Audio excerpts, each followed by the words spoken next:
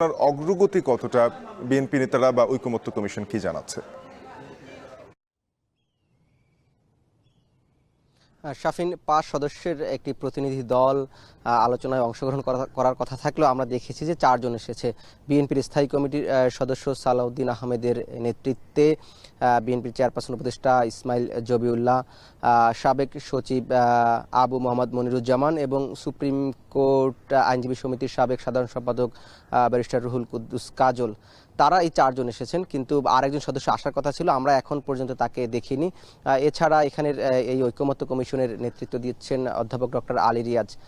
মূলত যেটি আপনি বলছিলেন যে তৃতীয় দফায় এই আলোচনাটি হচ্ছে, গত সপ্তাহের বৃহস্পতিবারে কিন্তু প্রথমবার ঐকমত্য কমিশনের সাথে বিএনপির যে সংস্কার প্রস্তাবনার দ্বিমত ছিল, মতানৈক্য ছিল, সেগুলো নিয়ে আলোচনা শুরু করে এবং প্রথম দফায় সেটি খুব বেশি ফলপ্রসূ না হয় দ্বিতীয় দিনে গড়ায়, অর্থাৎ পরের সপ্তাহে গত রবিবারে তারা দ্বিতীয় দফায় আলোচনা করে। সেখানেও আসলে এই আলোচনার সমাপ্তি টানা সম্ভব হয়নি এবং আজকে আবার এই তৃতীয় দফায় তারা আলোচনা করছেন।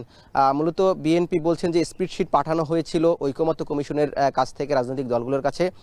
সেই স্প্রেডশিট ছাড়া বিএনপি সামগ্রিকভাবে, অর্থাৎ যেগুলো সংস্কার প্রস্তাবনা ঐকমত্য কমিশন দিয়েছেন, সবগুলো প্রস্তাবনা নিয়েই দফাওয়ারি বিস্তারিত আলোচনা করছে, যার ফলে এই সময়টুকু লাগছে। এবং বিএনপি এটিকে বলছেন যেহেতু রাষ্ট্রীয় স্বার্থ সংশ্লিষ্ট বিষয়, সেহেতু তারা এটি ধীর হলেও তারা এই প্রক্রিয়ায় আগাতে চান, সেটি বলছেন। আজকে মূলত বিএনপি আলোচনা করবে, তাদের যে আলোচনার মূল জোর দিবে সেটি তারা বলছেন যে নির্বাচন ব্যবস্থা সংস্কার কমিশন, দুদক সংস্কার কমিশন, এই সংস্কার কমিশন নিয়ে তারা আলোচনা আজকে করবেন।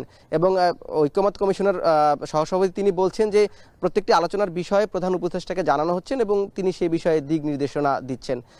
এই ছিল, এবং মিটিং শেষ হওয়ার পরে হয়তো আমরা আরও বলতে পারবো যে কি কি বিষয় নিয়ে আলোচনা হলো বা ঐক্যমতে পৌঁছানো গেল।